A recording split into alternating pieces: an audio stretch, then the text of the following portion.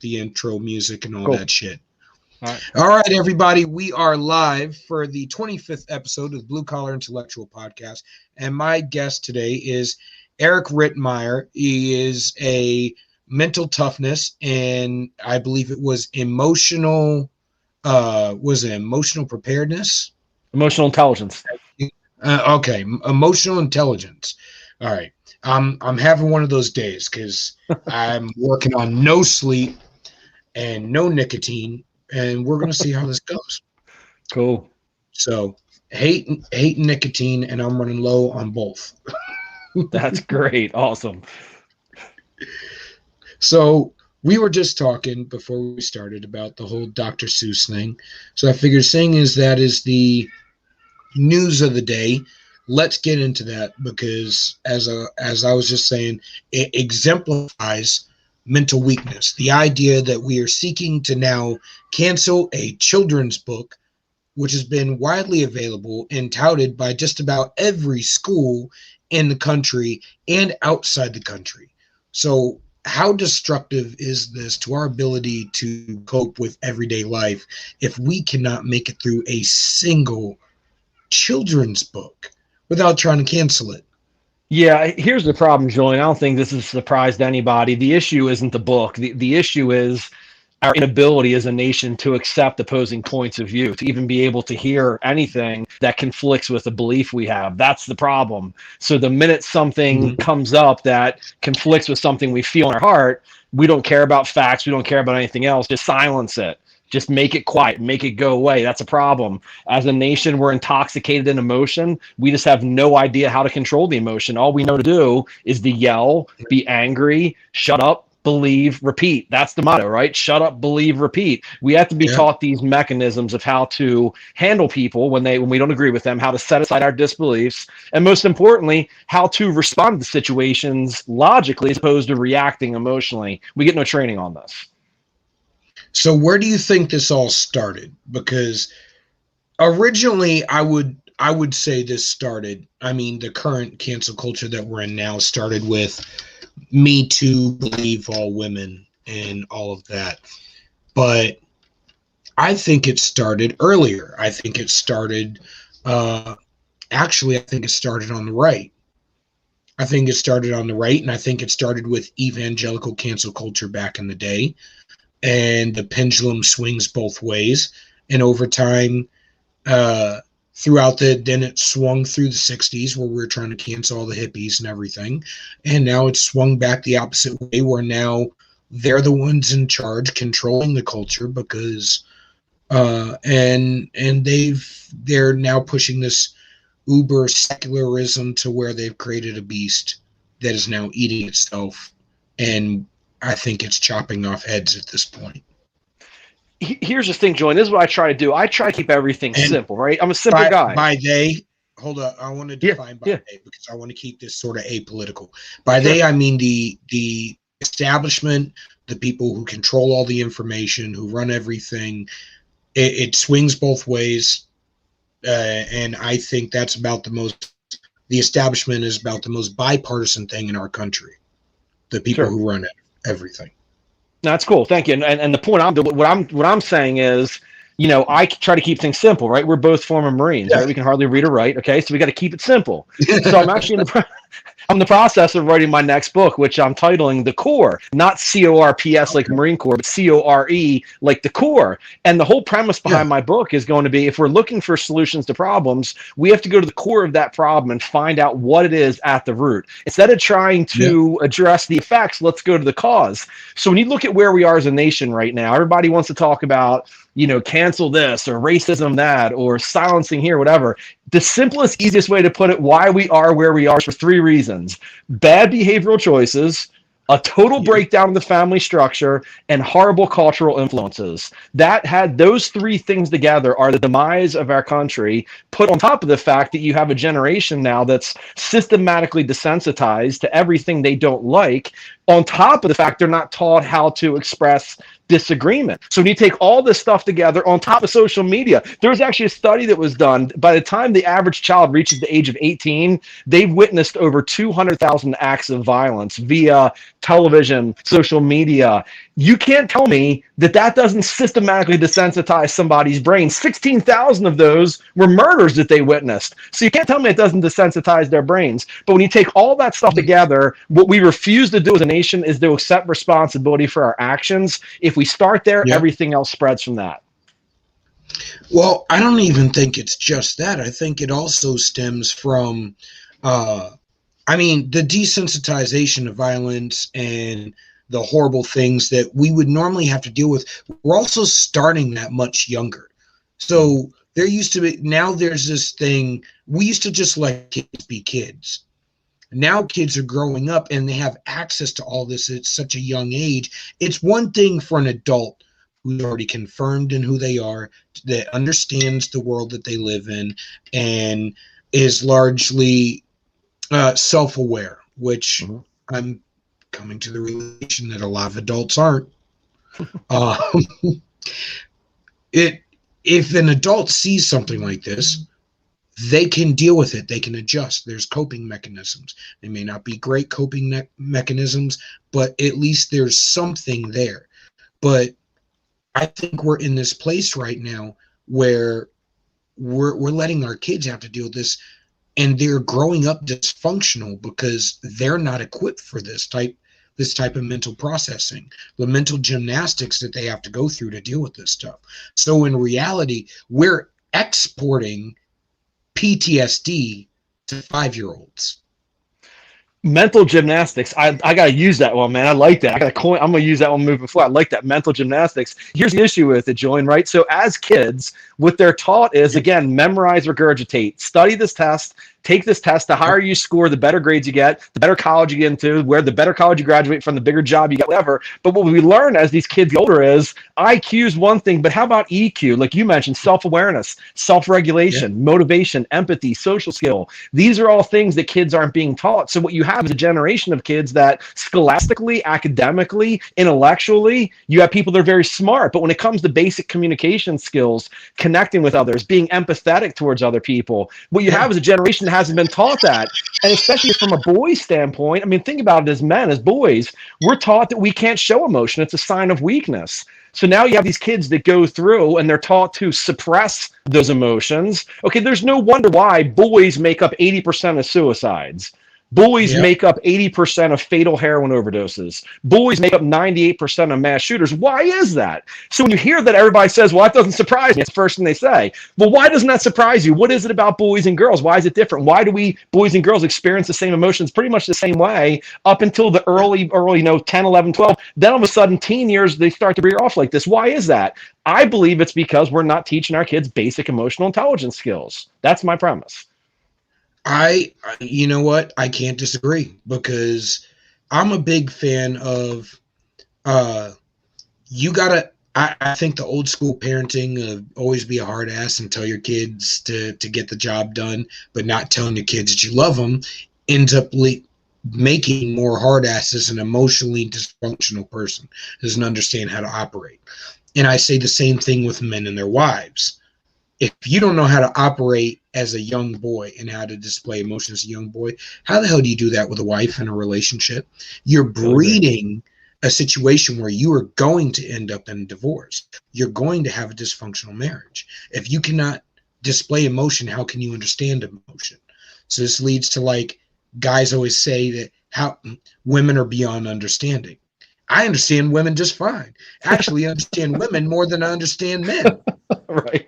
Because I understand how women process emotion. And the best way I've ever heard it described to me is, men, we operate on logos. We operate purely on logos. That's why women get so frustrated when they tell us a problem and we don't actually just let them vent. We are like, all right, well, this will solve your problem. And they're like, that's not what I want. I just want you to listen. No, this will solve your problem. I don't understand why you don't just do this. So we're doing this, when in reality, all we have to do is just absorb their pain for a slight moment, because as men, we're bearers of pain. The same way we're protectors and providers. So I think we got this idea that we got to be a brick wall to everything that life throws at us, when in reality we kind of got to be a sponge and every now and then let a little bit out so that we can absorb some more. Well, here's the issue, Joey. So there's nothing I talk about that I catch a ton of slack for, right? You want to talk about issues we're having, crime, murder, drug abuse, dropout rates. It all goes back to the lack of the fathers in the household. Okay, people don't want to hear this, they get upset with me, whatever. You go in the cities with the highest crime rates, Baltimore, for instance, I live in Baltimore. Over 70% of households are without fathers. Okay, am I saying that if you grow up without your biological father that you're going to end up murdering somebody? No, I'm not. I didn't grow up with my biological father. Okay, he left when I was a child. I'm not saying that. It's a male role model in general. Sometimes it could be a grandfather. It could be the mailman. It could be your neighbor. It could be a coach in baseball. Somebody that kid knows, especially that boy knows that their world revolves around them. But here's the thing, and this is where I catch the slack, right? So when you talk about households and people say, well, Eric, what's the difference between now and the past? Like, why we have this problem now? What's the big difference? It must be divorce rates. And it's actually not. As a country, we actually have the lowest divorce rates we've had in over 20 years. The one common thread I can find, if you go back to the 1960s, just 9% of households were single parent households. By single parent households, when I say that, 90% of single parent households are moms, okay? 9% in 1960. Fast forward to 2018, almost tripled. 26% of households in the United States right now are without fathers. You want to look for a common thread, a common denominator. It is the fact that a boy does not have his father. Now, can a mom do a wonderful job raising their boys and their daughters, whatever? Absolutely. I'm a father raising my daughters. But here's the thing.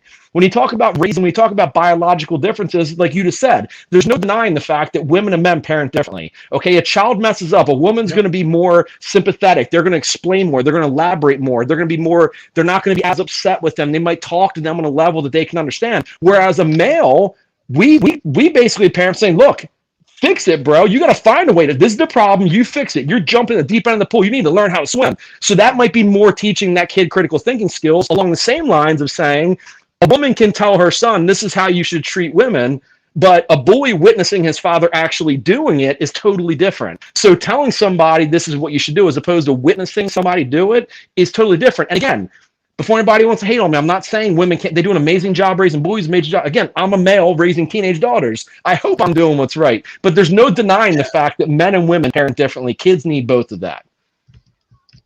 I can't say I disagree with you because I even struggle with it. I am very aware, like I read psychology because I'm a nerd and I like really, really boring books that suck the life out of me. Sounds like fun, man. Yeah, but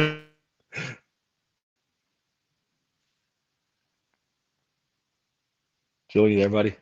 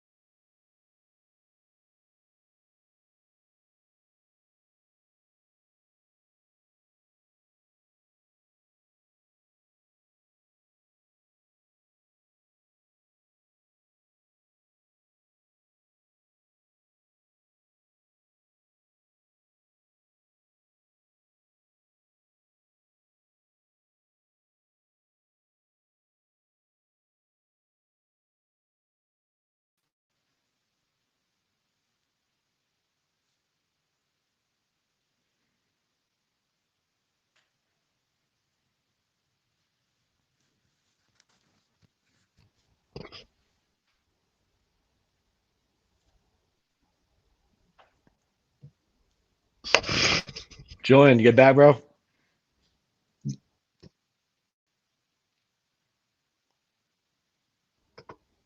all right, I'm back in.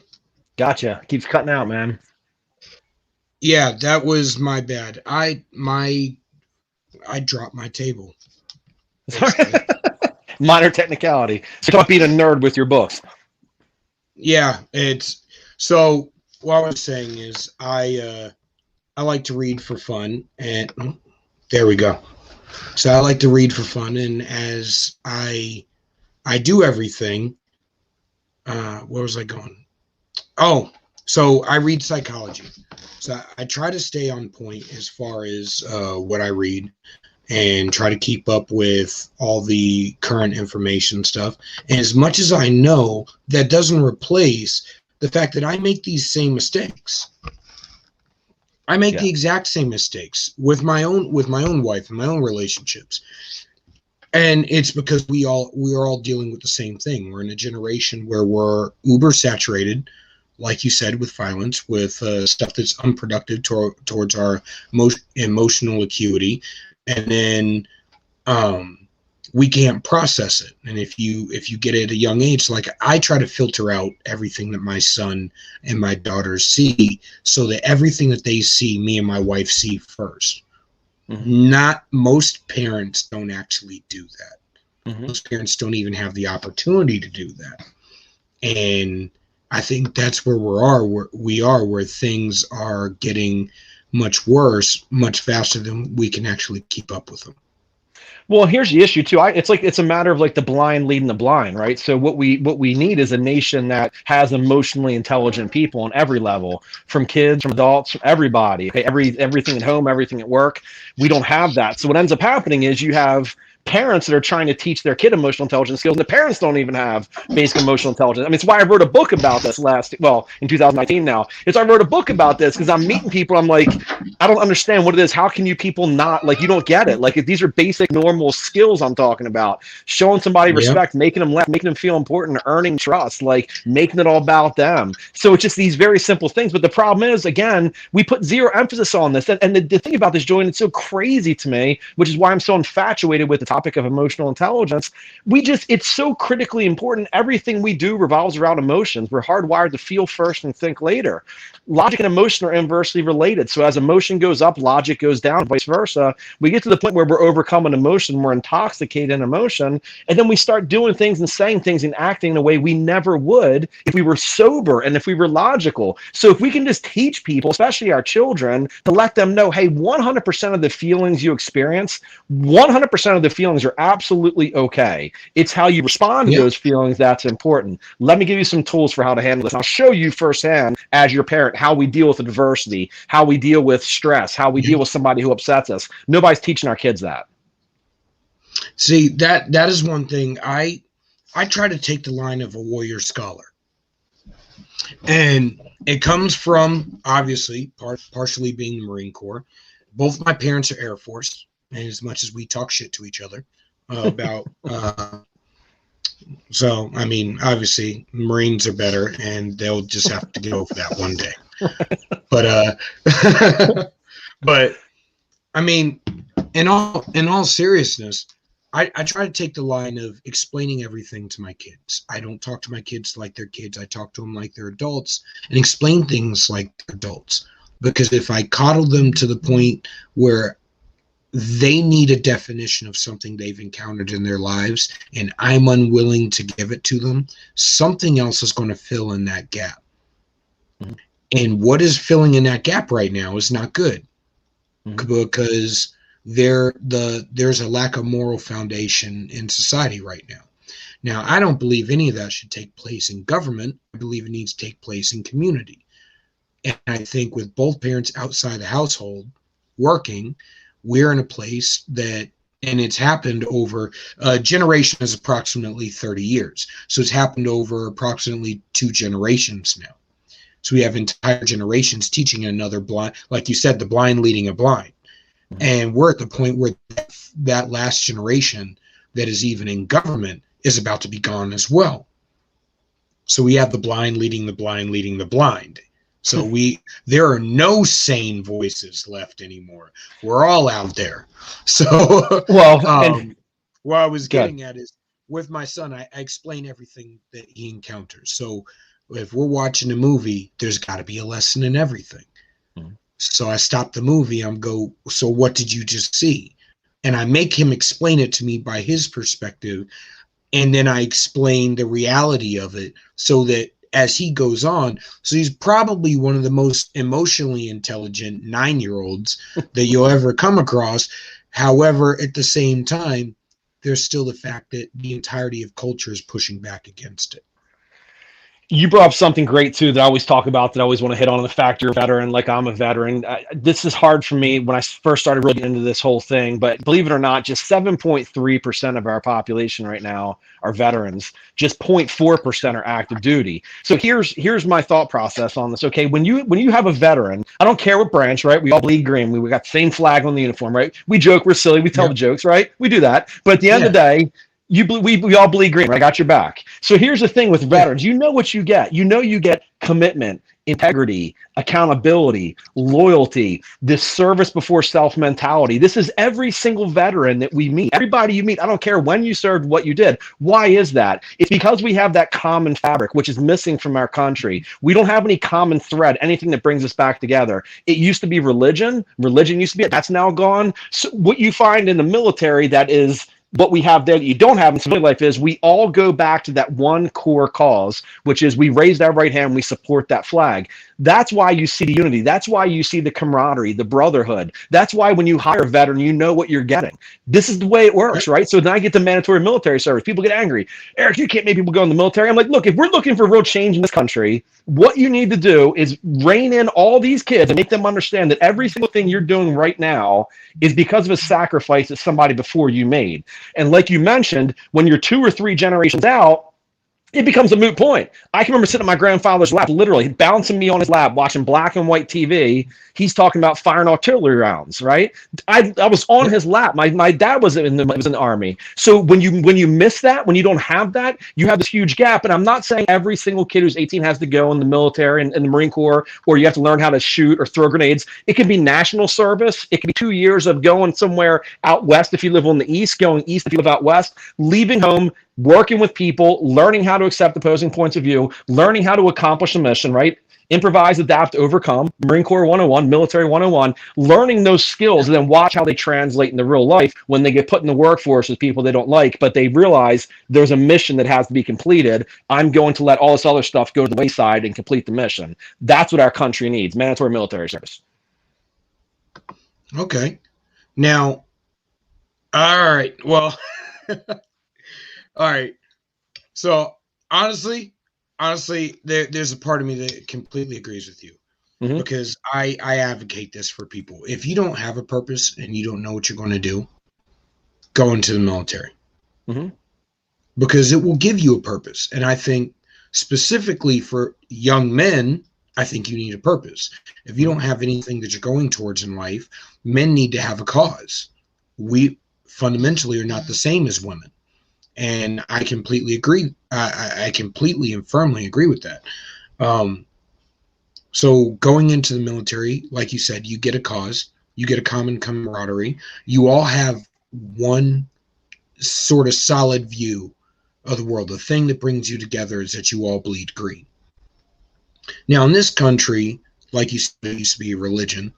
But we've gotten to this point where we have so many multiple religions, so many multiple cultures and ethnic backgrounds and so on and so forth. The one thing that used to hold us all together was love of country. And I mean our founding principles. But we have such a lack of understanding of where we've come since those founding principles. And I'm starting to see a lack of love for the principles themselves. And I want to distinguish between loving the principles that we're founded upon, loving the principles that made this country, the stars and stripes, the Star-Spangled Banner. And I'm sure you feel it. You hear the Marine Corps hymn, it's emotional. You hear the Star-Spangled Banner, it's emotional because it means something different to us. It used to mean something different to everybody in society, but we've lost that to the point we've either conflated the principles for government, which can adhere to the principles or not, depending on time, or we've conflated the principles to a particular individual. So how do we get here? Where do we go? How do we give people direction? We need a cause. See, now I'm again go back to the Marine Corps stuff here, right? Keep it simple, stupid, right? The KISS acronym we use in the Yeah. Marine Corps. Keep it simple, stupid. From my standpoint, I try to break it down and just look at real stuff and look at where we truly are. And what I can say is, in order for us to do anything that remotely starts any type of healing, this all starts on breaking it down to a kindergarten level that everybody can understand. And where does that start? That starts with assuming the best intentions in the person standing next to us, not assuming worst intentions, not automatically defaulting to defense mechanisms the minute somebody says something we don't like, setting aside our disbeliefs, compartmentalizing our emotions so we can hear what somebody else says without allowing our emotions to fuel us. So it all starts with, I believe, teaching kids especially that love your neighbor. That's where it all starts. Okay, let's start with loving our neighbor. Let's start with teaching our kids that if your actions are good, if you follow the law, if you do what you got to do, if you love the person next to you 99% of the time, you're going to end up being okay. I don't care if you're smart. I don't care what you do for work. If you love the person next to you, if you care for that person, regardless of anything else, Yes. almost everything else falls into place. But again, the issue is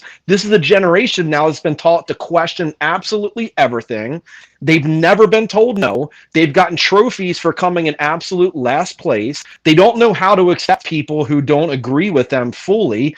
And they've always been taught that they were right. That's what they've always been taught. And they have nothing that they can grab onto that says, okay, this is the way it should be. And you can't even knock the younger generation, right? So you hear this about socialism, right? I can't even knock the younger generation because if I'm 18, 19, 20, 21, 22, whatever, if somebody's telling me I'm going to get free housing, free education, free retirement, free schooling for my kids, for everybody, why would I not sign on to that?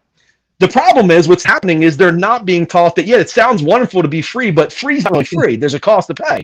You and I going through being in the military, out working, supporting our family, doing whatever, we've been there, done that. We look at that and say, yeah, I love that free stuff too, but it's just not quite possible. So you can't even knock the younger generation for that. So I'm really big on looking at people where they are, and I call this their core, their common, or their plateau, or like their baseline. Where is their baseline? If they didn't know any different, it's like Willy Wonka. He never had chocolate, right? He never had chocolate. He didn't know what he was missing. The minute he got chocolate, he's like, he's mauling it. He never knew what he was missing. So I'm big on that. It's all about, too, I think, just getting people to understand that the person next to you loves you and does not. We hate the boogeyman and we hate naps. That's all we hate. We don't hate anybody. Okay. So right now we're in a position, and I'm sure you've heard the stats. I think it's approximately 70% of the country could not serve in the military if they were to try. And out of the people who can serve in the military, who mentally can serve in the military, a large percentage of them are physically unfit to serve. We're at a point right now where we cannot defend ourselves going into future generations because we have a lack of mental toughness and a lack of emotional acuity.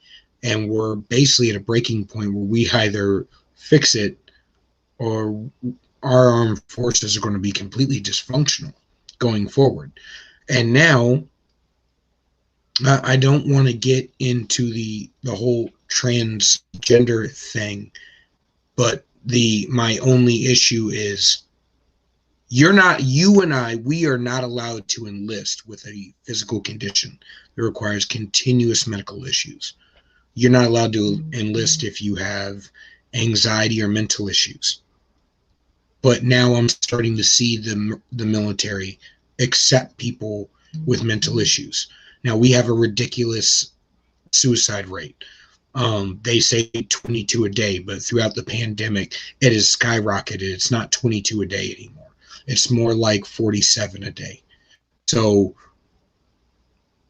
are we making it worse?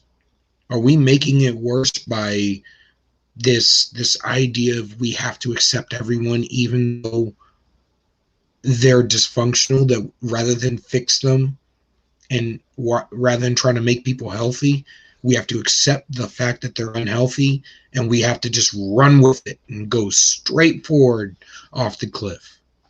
Well, see, and here's the problem with wokeism, right? Here's the issue. We take Yeah. these anomalies, we take the 1%, and then again, Marine Corps Yeah. 101, the 1% mess up, it adversely impacts the other 99%. Why is that? Because Yeah. if 1% messes up on the battlefield, 100% of you die. So that's Yeah. where it needs to go into place, right? One person's late for formation in the morning. See you guys at 0330 tomorrow morning. That's just the way it works, right? But when it comes to real life, when it comes to civilian life, especially, what we've done now and what wokeism does is it takes, I call them the grenades, right? So they take this stance and they say, here's our stance on transgender, let's call it.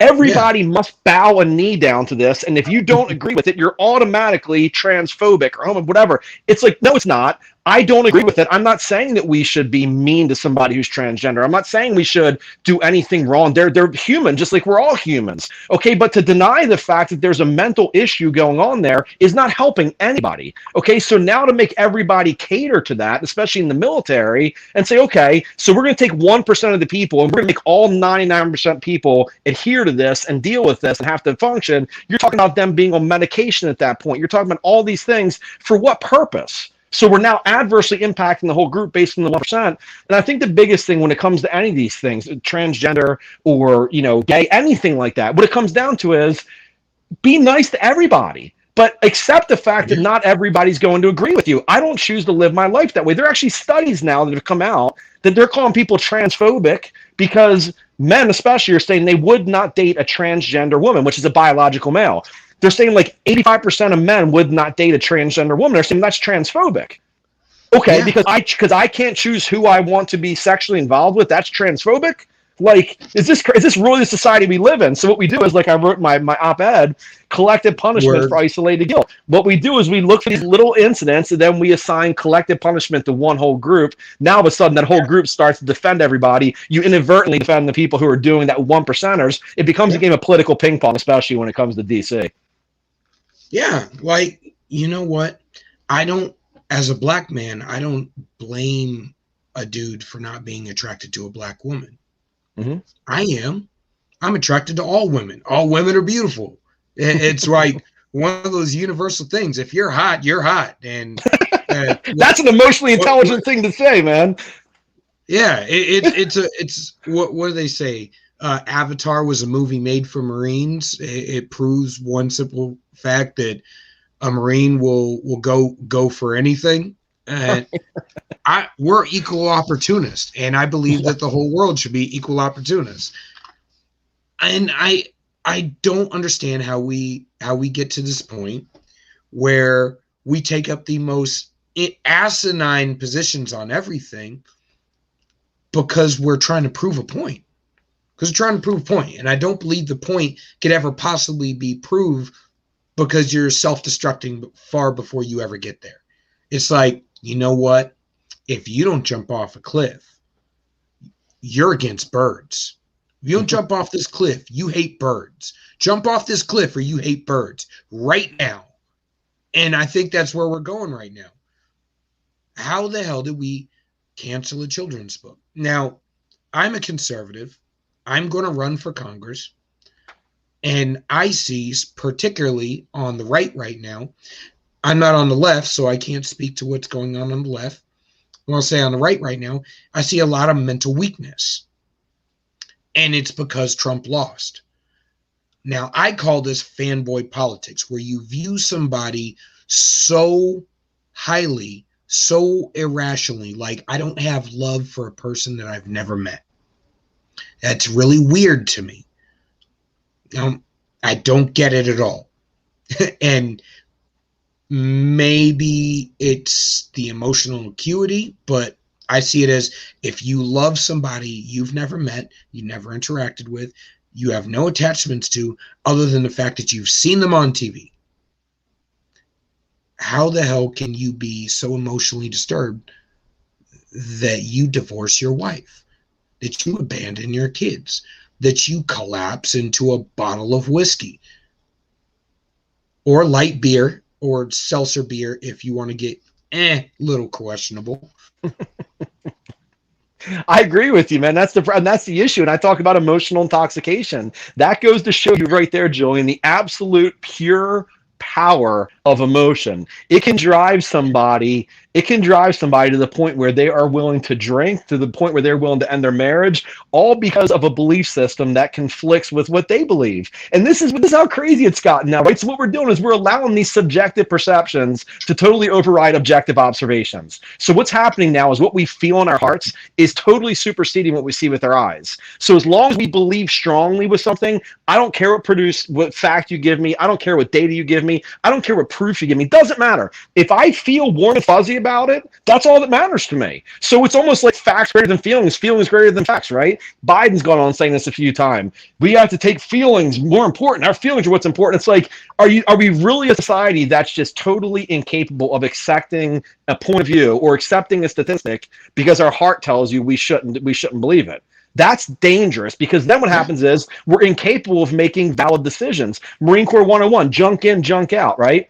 You put junk into any equation, you're going to get junk out. So bad information going into a decision-making situation, you're going to make a bad decision because you have bad information. So if our hearts prevent us from seeing stuff, that's a major problem. And that's where we are from a political standpoint. It doesn't matter. This wasn't an election about how much people liked Biden. It was an election about how much they hated Trump. It could have been Mickey Mouse that was running against Trump. He would have won because emotions were overriding. Subjective perceptions were overriding objective observations. That's where we are as a nation right now. Now, this brings me to something that gets said all the time. Facts don't care about your feelings. Obviously, facts do care about your feelings. If I emotionally disturb you prior to delivering any fact, you're not listening. Right, but it's not the fact. It's not the fact. I used to say this about drill instructors too. When they screamed at you to the point, and I understand that they're actually purposely trying to do it, and as hilarious as they are, because I love the funny euphemisms and stuff as they're screaming at you, trying to get you to crack a smile. But the screaming at you, getting you to elicit emotional response, they're doing it while giving you commands, specifically to see whether or not you can decipher through it to get the command. Now, for a person who's not used to being yelled at like that or being emotionally disturbed like that, which goes back to mental toughness and emotional acuity, you collapse. That is how the majority of society reacts. So this whole facts don't care about your feelings thing, facts do care about your feelings. If I elicit a negative emotional response before I've delivered you any facts, guess what? I've lost already. You're shut down. Well, and this comes back to basic communication stuff I talk a lot about too, Julian. As a nation, we're just not good listeners. We've gone away from this. So now what we do is we listen with the intent to reply. We don't listen with the intent to understand. So as we're communicating with other people, we're listening just long enough to formulate our response. The minute we have that response, everything the other person says after that, well, it's Charlie Brown talk, right? So this is now a game where you're talking to me. I listen just long enough to formulate my response. As soon as I have it, I wait for just a millisecond break, or I might not wait for a break in this day and age. We're all rude. I jump back in. Here's what you got. Now you take it. Now you start talking. I listen again just long enough to form. That's all conversations are about. So in our minds, again, subjective perceptions override objective observations. In our minds, we have this confirmation bias that will prevent our brain from hearing anything you say unless it agrees with our beliefs.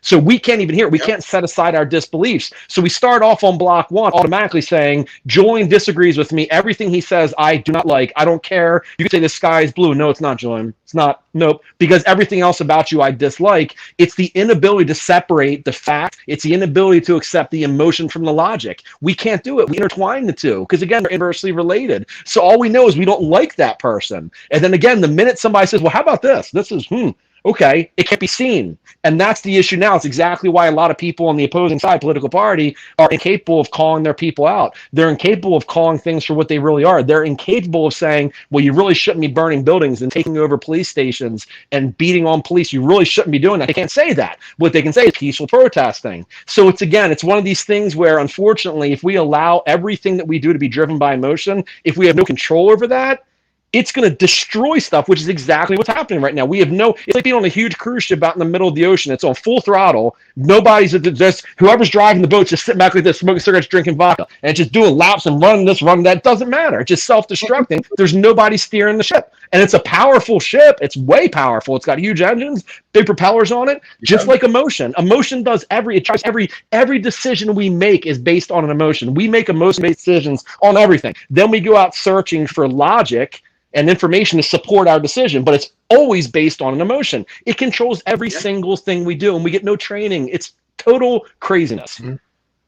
So that goes back to what I was saying before with the how men process information through logos. Women process it through logos and ethos at the exact same time. I'm sorry, logos and pathos at the exact same time. So as they process both at the exact same time, and it's like a 50-50 chance, maybe a 60-40 chance, which one's going to come back on the end, was why we have a lapse of understanding. And it's exactly what you were just saying, whereas, no, I'm not going to listen to you. Well, I have facts right here. No, I'm done. I think we've gotten to that point in politics. Now, I was just at CPAC as a candidate, and my whole point was I wanted to deliver rational messaging based on my version is politics is sales. Anything that you do that you would not do to sell a product, and your product is supposed to be, as a politician, as a representative, is to solve people's problems. If you're not solving people's problems, you're not representing people, you're just there to make money. So I say anything that you would not use to solve somebody's problems, get rid of it. Get rid of it. It's irrelevant. Like, personally, we can crack jokes about the whole Dr. Seuss thing. You're not going to stop them from wanting to cancel Dr. Seuss. That's it. It's irrelevant at this point. It's already happened. We can't turn back time.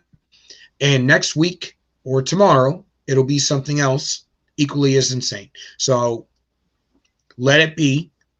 You have 2 years to propose an alternative. So if you're not going to sell a solution, you step to the side. Unless somebody is going to sell a solution, get up front. Now, part of that is the mental acuity. Now, we just spent a year dealing with, or 2 years, dealing with the whole race issue, everything, rioting, burning down, stuff like that. Now, my thing is, if someone brings me a problem, I don't care how they describe the problem. That's irrelevant to the fact that I need to hear the core of what they're describing. And the core of every description that I hear is government. Sounds like you have a government problem. Sounds like the government is in your way. In some way, shape, or form, it's a complaint about government. I go, congratulations, I got a solution for that. I don't care if you describe it as systemic racism, socialism. I don't care how you describe it. You described a problem, I got a solution. Now, the emotional acuity required to be able to understand that providing a solution is damn near the most bipartisan thing you could possibly do. It elicits a very logical response and leaves emotion off and out of it. Because a happy emotion, or elicits a happy emotion, usually doesn't elicit a negative emotion if you're providing a solution to somebody's problem, unless you're a complete jerk about it. So my whole thing as a candidate or as running for office, and even on a blue collar intellectual podcast, is typically ignore both parties, because I think it's all political thuggery, and just provide solutions to problems. So I don't care where you came from. What do we do to solve it? So now I'm going to ask you, we have a problem. How do we solve it? This all starts, everything, Julian, again, remember, I'm going back to the core of everything. At the core of all of this is people understanding that we have very little control over pretty much everything that happens to us. We have no control over how the person acts to us at the grocery store. We have no control over COVID. We have no control over somebody driving drunk on the opposite side of the road. There are very few things we have total control over. One thing we do have 100% control over are our actions. So if we start with realizing, let's put mental energy towards the things we have control of, okay? We have 100% control of our actions. So when it comes to the racism thing, when it comes to police, when it comes to police brutality, here's my response to that. Okay, let's just assume that no matter what we're ever going to do moving forward, let's just assume, for sake of argument here, let's assume every single police officer is always going to be racist no matter what. Okay, so let's assume we've lost total control over that. We have zero control. What is one thing we have total control over? We have total control over our own actions. So if we accept that total control, if we take that and say, okay, I can't prevent this, I can't stop this, I'm not directing mental energy towards that. I'm directing it towards what I have control of, which are my actions. This doesn't just apply to race. This applies to anything in life, your career, your relationship, your kids, your neighbors, how successful you are. It all boils down to, I have responsibility for my actions. If we start right there at that core premise, everything from there stems out, because now we accept responsibility. If we're not happy where we are, we put ourselves there. If we're happy where we are, great. We can process information. We can look at it. We can look internally and say, you know what? I should fix this. I can fix that. We can process criticism. We can listen to what people tell us, especially when it's constructive. Why? Because we're self-aware and we're able to regulate the emotions. But it all starts with taking 100% responsibility for our actions. Nobody wants to do that. No, I think the level of emotional acuity that's required for that, and I keep saying that because I think we're sorely lacking it. You have to have that education. You have to have that experience to be able to get to the point where responsibility is even an option. Well, so what came first, the chicken or the egg, right?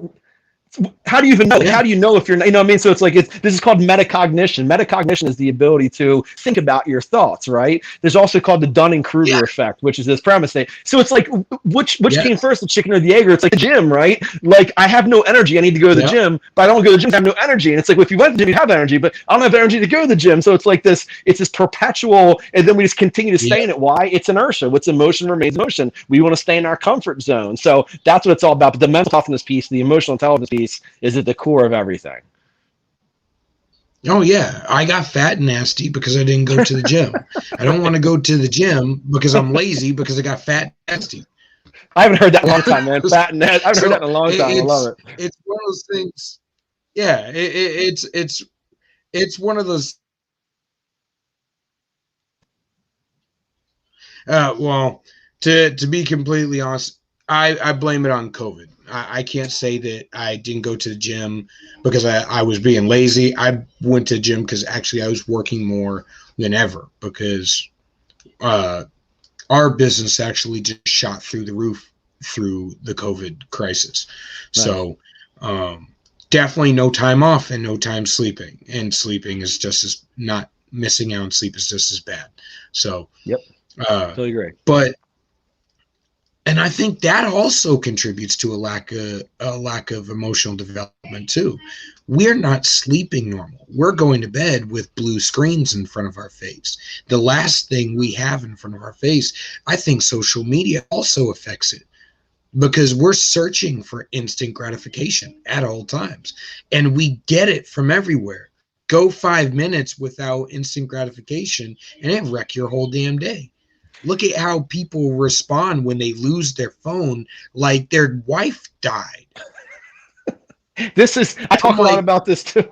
Here's this boils down to, number one, we're a society, it's more about social media than social interaction. But even to go even deeper, it's going to go to the core of it. The core of this, Julian, is approval addiction. When it comes to social media, so what we do is we try to treat the effects. I work with salespeople. I train salespeople. I call it psychological performance training. I train salespeople, okay? And what a lot of people do is they try to treat the effects. They try the fear of rejection, the fear of being told no, the fear of not being enough, the fear of not being smart enough. What's at the core of that? What's the problem? It's approval addiction. So we are addicted to the approval of other people. Our lives revolve around appeasing other people. Normally, people we don't even know have zero impact on our lives. The problem is we process that emotionally. So if somebody doesn't like our picture, if somebody doesn't comment, or somebody says something mean, we process that emotionally and we constantly starve for that approval. Why do we starve for it? Because it's innately hardwired in us as animals. Hundreds of thousands of years ago, we had to be accepted by tribes. If we weren't accepted,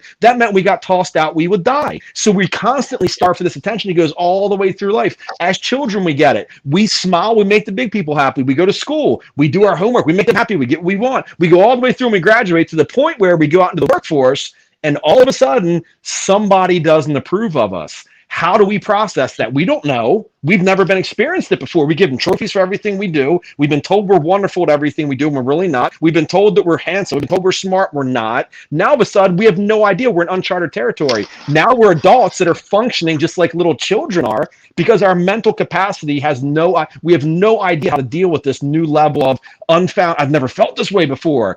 Approval addiction is huge. We all suffer from it. If we can't get over the addiction to approval of other people, every part of our lives will be impacted. We won't start businesses. We won't try to do more. We won't try to be better at sales because of that. I think I lost you again, Joe. Did I lose you?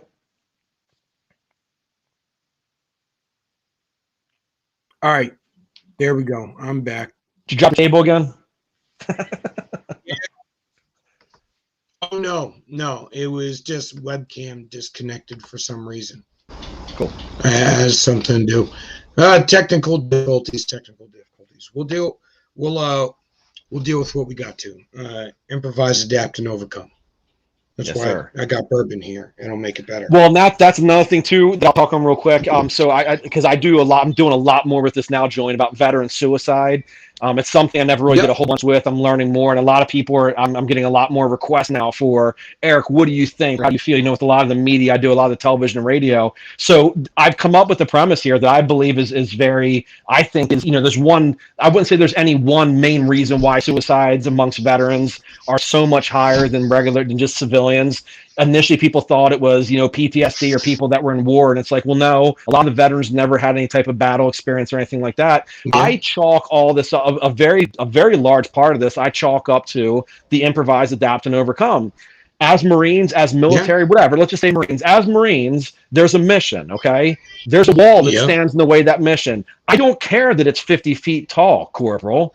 Improvise, adapt, overcome. Find a way to get through that wall because there's a mission at hand. So what do we do as Marines? We improvise, we adapt, we overcome, we find a way to get exactly right. Now we get out of the military, we go into civilian life, we hit something head on, not a physical barrier, but a mental barrier. What do? We try to apply the improvise, adapt, and overcome mentality towards mental issues, and it doesn't work. So now what happens when we can't fix something, when we can't complete the mission? What do? We process that as failure. Failure is no good for us. So is that where suicide stems from? I believe a big part of it is. I think it's that improvise, adapt, and we can't fix it ourselves, which mental health issues are totally off the chart. Okay, getting over a wall is one thing. Going through 10 feet of water is another thing. Dealing with mental health issues is not something we can try to handle on our own. That needs to be something that is handled by a professional, by family, by friends, by accepting the fact that it's not failure. It's just a totally different type of mission. I'm big on that. I believe that's a very big thing when it comes to veterans. I think they apply that mentality towards it. I completely agree. I think it also stems like I said, the warrior scholar mentality. Back in society, I'll put Roman days or the Greek days. You got out of the military, you still retained your rank. You still retained your respect. You still knew exactly who you were, and you were welcomed immediately back into society, and that meant something. It doesn't mean anything anymore. Now, being in the military is not a career like it used to be. It's a job. It's a job that many of us attrition out of for no reason at all. Just next man up. And it's not just having a mission. It's having a defined mission. When life hits you, there's no enemy that you can hit back. When you get shot at, you can fire back. And there's also the fact that you got your brothers at your back. So even at your weakest moment, which is still your weakest moment as a veteran, is usually still better than most other people's weakest moment. Absolutely. So you can still punch back when you got your boys at your back to help you out. You know what? And I wrote a paper on this actually too. It's called collective effervescence is the official term. There was a French sociologist by the name of Dr. Durkheim who coined this phrase hundreds of years ago. Basically, the whole thing about it was collective effervescence is mainly in the religious world. But what it is, it's where when you have large groups of people together that experience the rise and fall of emotions simultaneously in religious events. It also applies to sports. I think it applies to military. When you have large groups of people that experience these same rises and these same peaks and valleys, what ends up happening is it creates this cohesiveness, this type of togetherness that you don't get outside of military, outside of sporting events, let's call it. So I did a lot on this about sporting when coronavirus shut down sport, stadiums and live events and all that. I said, look, this is going to have a major adverse impact on people because they rely on that type of setting to have that camaraderie, to go to the stadium and wearing the same jersey as everybody else. So when you take that and you equate that when it comes to the military, again, it's the same thing. We've all been through the same experiences. We've all stood on the same yellow footprints in the Marine Corps, assuming you're on the East Coast, on the east side of the Mississippi River. But it's all these things that build cohesiveness. Again, it goes back to the core common fabric that's missing. There's nothing that brings everybody together anymore. We have it in the military. We don't have it in civilian life. That's a major, major problem. You fix that problem, you fix a lot of other issues, because there's always something like family, right? You go out, you do your own things. Yep. There's always the core of the family. I don't care if 5 years, 10 years, you always have family. It's the same philosophy. Now you break down the family structure. Now you make bad decisions. Now you have bad cultural influences. It's the trifecta. It's an absolute disaster. Okay. So I'm looking at collective effervescence right now, and it says a couple other references that people may be more familiar with: mass action, group cohesiveness, group think, group behavior, crowd psychology, collective action, bandwagon effect, collective consciousness, collective intelligence, and echo chamber, media, herd behaviors, so on and so forth. So you have different ways to describe it, so that if that went over anybody's heads, I don't want you to be completely lost. Honestly, I think the one thing that we could change is get back to some sort of agreed definition of patriotism. And I don't mean patriotism as approval of government, but founding issues, founding principles, something that we all aspired to. Now, back in the day, that used to be liberty. It used to be the idea of the utmost liberty of the individual. We've somehow got away from that towards, I guess the term now is negative liberty, or collectivism. And I view collectivism badly. I think it's necessary at times, but it's also very destructive when you're no longer allowed to be an individual. So, go too far in any direction in the spectrum, and you start to get destructive behavior. Yeah, and see, now obviously you're going much deeper. I again, keeping everything at the core, I believe it all stems. I go to the very, very, very just base foundation of this. It all starts in the house. It all starts in the home. It all starts with raising kids. Everything from there stems out. What do kids need?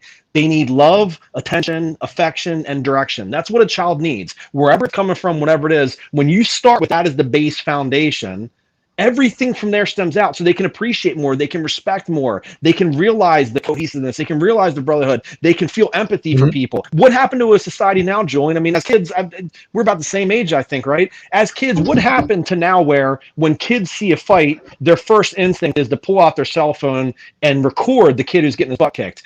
What happened to the day and age where you defended the underdog? Where, you know what, if there's somebody getting their butt kicked, why are they getting their butt kicked? Why are there 3 people and 1 dude? That's not going to work for me. But now the gut instinct is, let's take out the phone, let's record this, let's watch somebody get bullied, let's watch special needs kids get picked on and feel the need to record that. What happened to stepping in and being like, this isn't going to work for me? Okay, again, my first reaction is to fight for fight for that young man or that young girl. I mean, like I said, warrior scholar mentality, seek out more thought, seek out more education, always seek more information, be willing to fight when it's your time to fight, and be self-aware. We are totally lacking strong individuals. And I gotta say, honestly, the more I see everything play out, the more I actually start to agree with mandatory military service. Now, the core of actually creating a Marine or going through boot camp itself is actually, in essence, indoctrination. It is brainwashing, for another, unless it focuses on turning your individuality into something that is wholly greater for the core. Like, keep your individuality, but understand that when you're putting on the uniform, you're a Marine, you're a sailor, you're a soldier, so on and so forth. I truly believe the best Marines, best sailors, the best soldiers, whatever, all exemplify themselves solely because they define themselves while they are in that uniform as a Marine or as a sailor, as a member of the group. And I think that works the same way whether on a football field, baseball field, or in any other sport. Now, it's the common thread. Yeah, as American, I think we're lacking that right now. And like you said, take it straight to the core. Do you see any steps right now that we can take to fix that? It's not an overnight fix, okay? So that's the problem. And I think from a political standpoint, this is what happens. I mean, first step. Yeah. The first step is we reinstitute the family structure. Okay. And again, there's no quick, this isn't like we'll just change from A to B or C to D. That's the issue. And that's why the problem is it has to start somewhere. And here's the problem. We kick the can down the road. So instead of going after the true issues at hand, what we do is we create these shiny objects that are out there. Okay. So when it comes down to mass shootings, for instance, okay, my premise there is mass shootings. The reason for mass shootings is lack of fathers in the household. That's my premise. Why is that? Because 98% of mass shootings are males. That's what I believe. People say gun control. Well, that's not the case. That's not true. It's not gun control. It boils down to somebody wants to commit a crime. Normally, they've experienced some sort of childhood trauma. They have some sort of mental capacity. They've had a triggering event. They have a means to carry it out, and they have no male role model in the house. If you're looking for common threads, Dr. Warren Farrell wrote a great book called The Boy Crisis, and his whole book is about it. It's a thick book. It's a real thick book, and it's all about the crisis right now we have because boys are growing up without their fathers. The problem is it's not a quick fix. So when it comes especially to a government type thing, when it comes to a political type thing, what we want to do is we want to say, this is my stance. If you agree with it, okay. If you don't agree with it, you're a racist, you're a bigot, you're a fascist. That's what we do. So what ends up happening is we shield. People don't even want to try to fix racism, for instance. People are afraid to even try to provide solutions to racism because there's just this big force field around it that the minute you produce something they don't like, you're labeled as a racist and now you're wrecked. So it takes people that might have good ideas. They might have some wonderful suggestions or recommendations as far as how to cure racism, if you want to call it cure it, whatever you want to call it. But you can't do it because the minute you voice an opinion that conflicts, you're automatically canceled. You're Dr. Seussed out, right? So now you have people that are afraid to do it. So who's losing out here? The kids are losing out.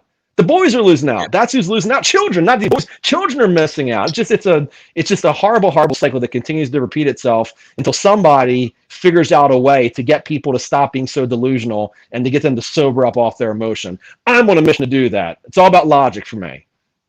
I agree. I gotta say, I believe firmly at this point that part of the problem now. I typically talk about issues of race because I believe people do not discuss it intelligently.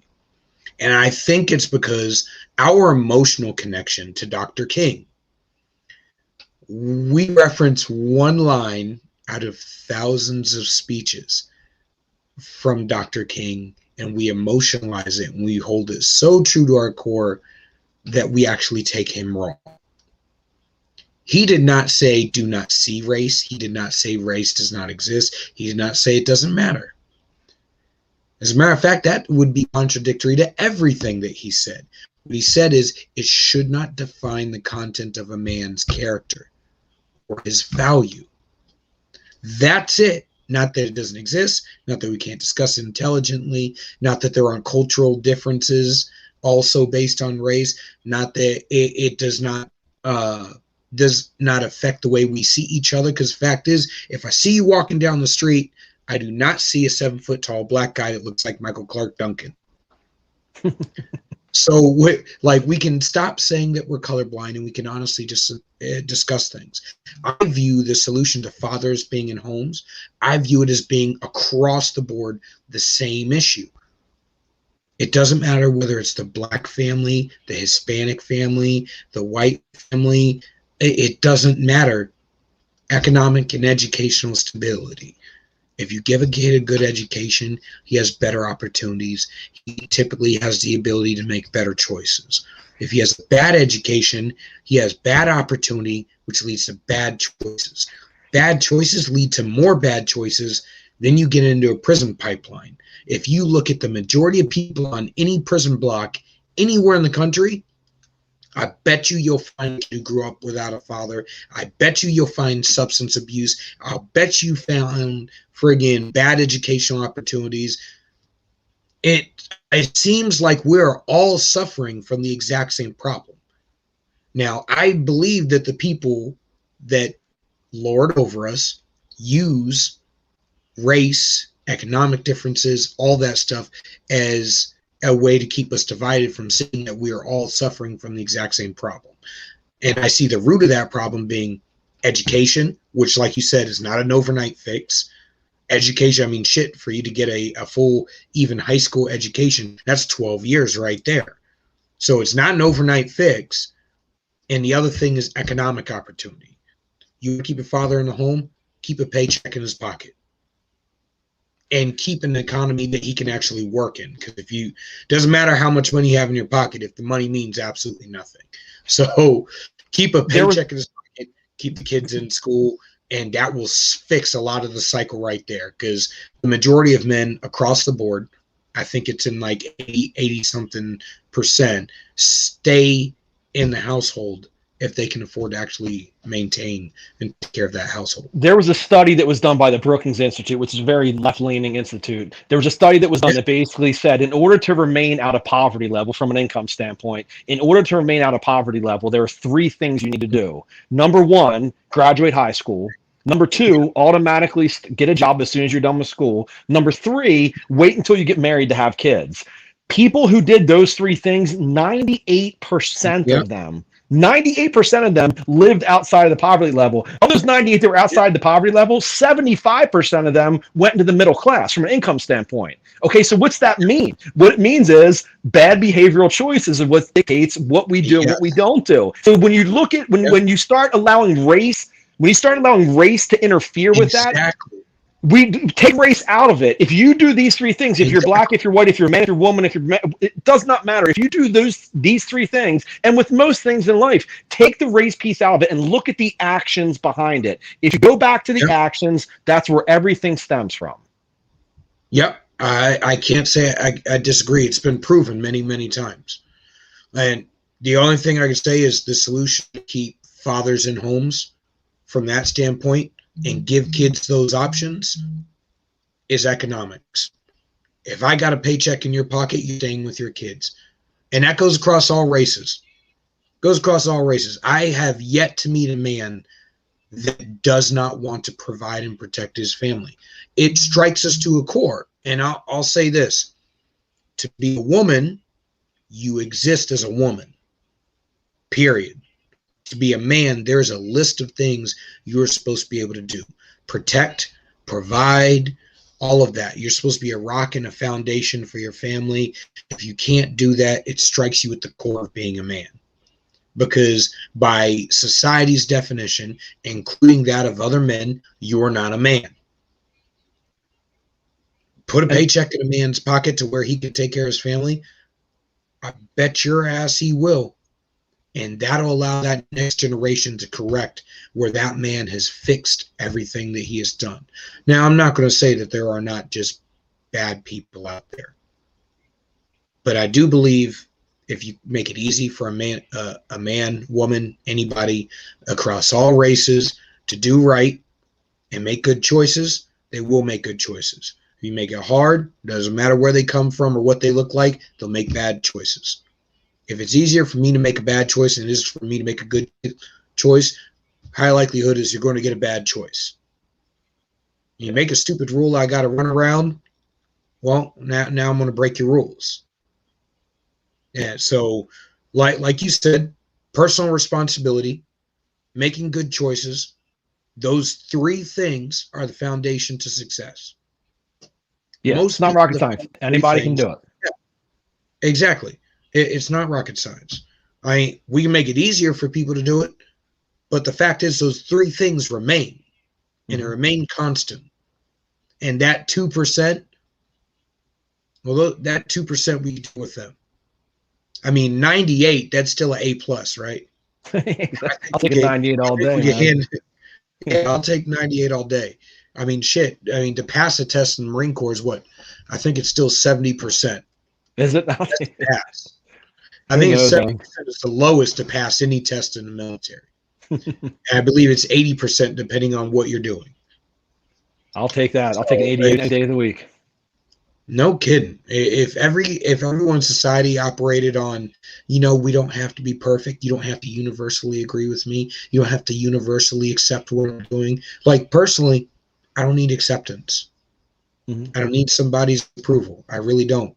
What I need you to do is operate in the world as if I didn't exist, as if I don't need your acceptance. Don't tell me you don't accept me. That's fine. I don't need you to even acknowledge me. Just let me do what I'm doing. Any discussion, any disagreement, any type of confrontation, all both parties need to feel like is they've left that conversation feeling heard. We don't have to feel like we won. We don't have to feel like whatever. All we both need to do and all we both want to do, whether or not we verbalize it, which you don't normally recognize this, but all we need to do is leave that conversation feeling like, you know what? Yes. Julian said some crazy, not so off the wall stuff that I totally disagree with.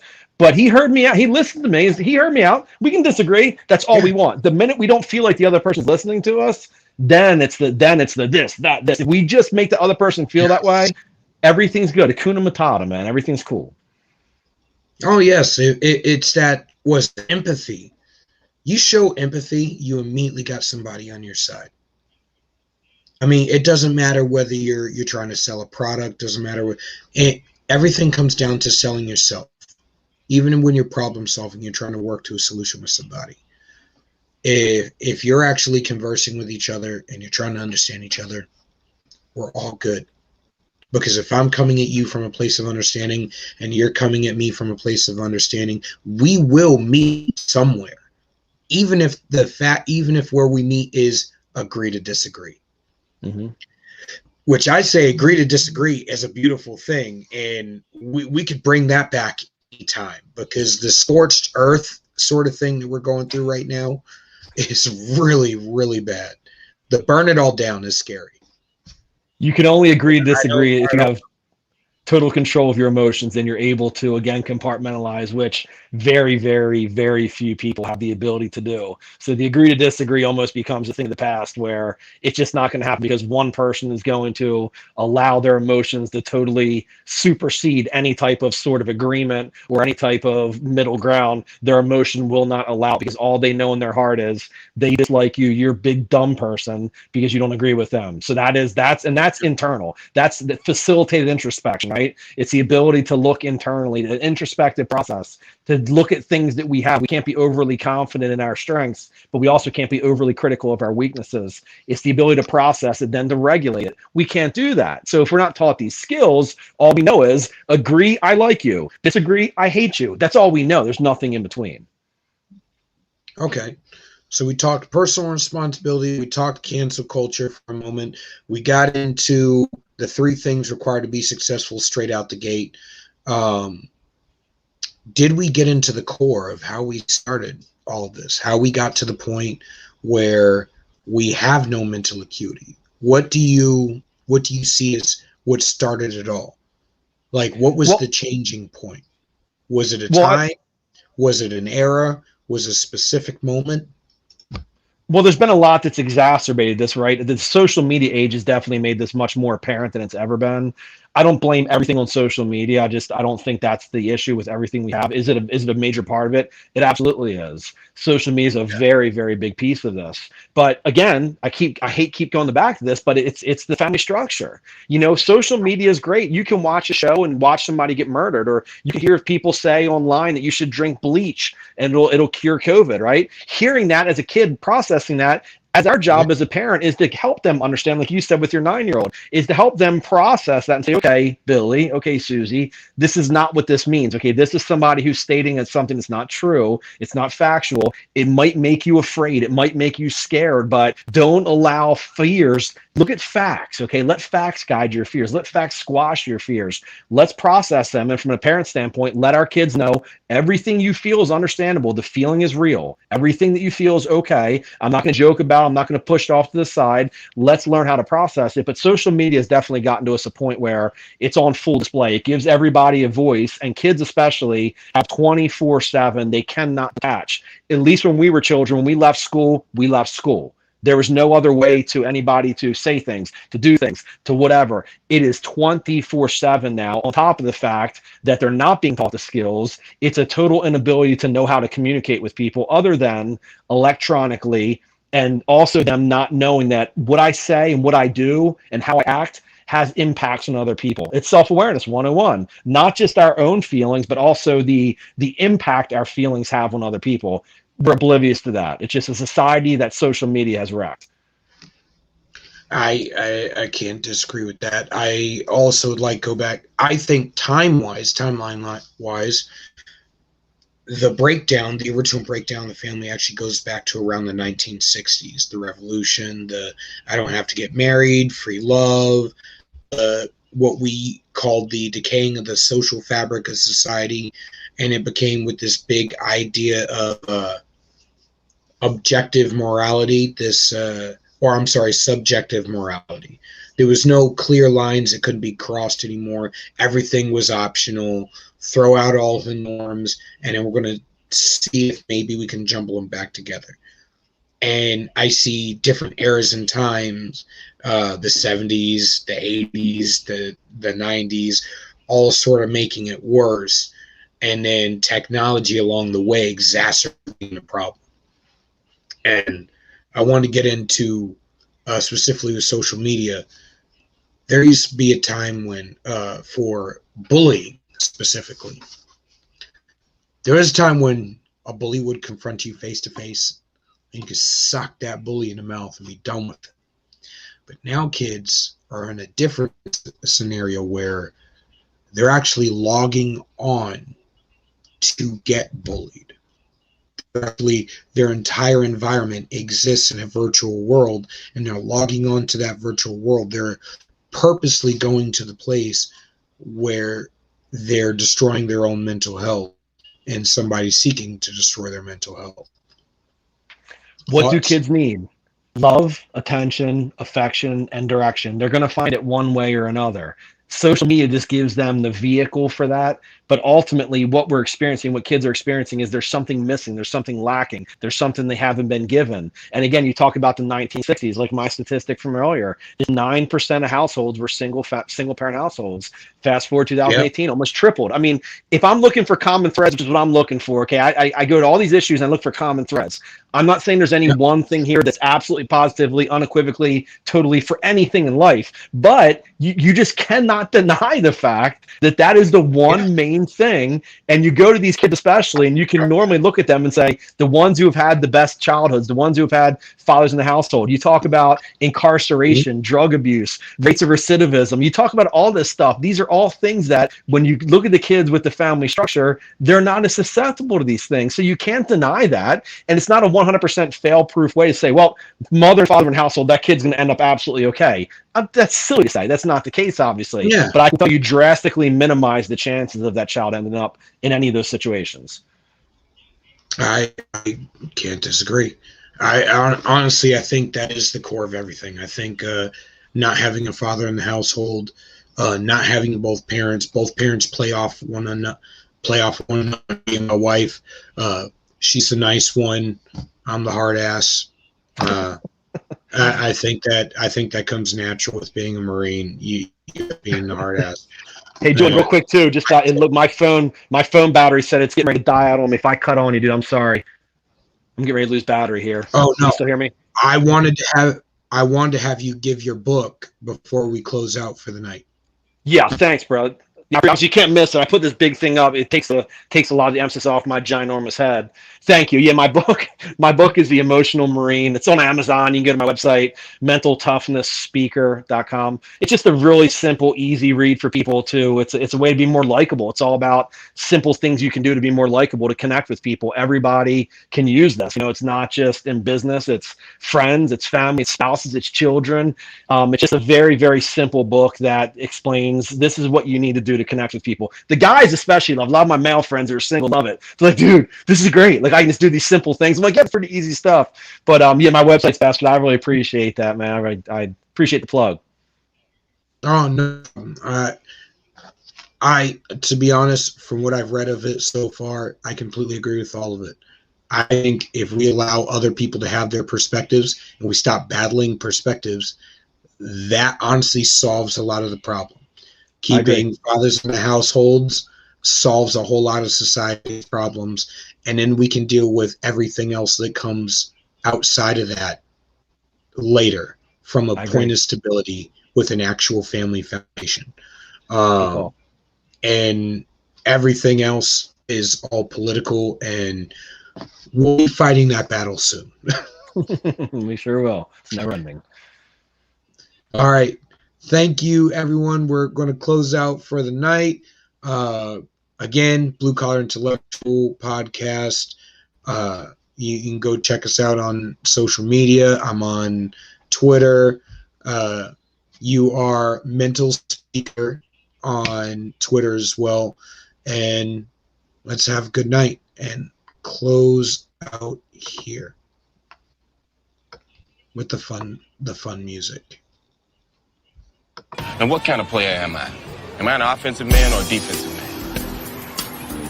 That's right, I'm neither. I play my opponent. If he likes to attack, I force him to defend himself. If he's a cautious man, I draw him into dangerous water. See, you get so frustrated playing defensive positions, you make stupid moves you never make if you were thinking. When you come here, boy, check that shit at the door. I'm at the top of my game, cut the check. Somebody better king me, I'm the best. Let's play a game of checkers. Better yet, the game don't love nobody. Let's play chess.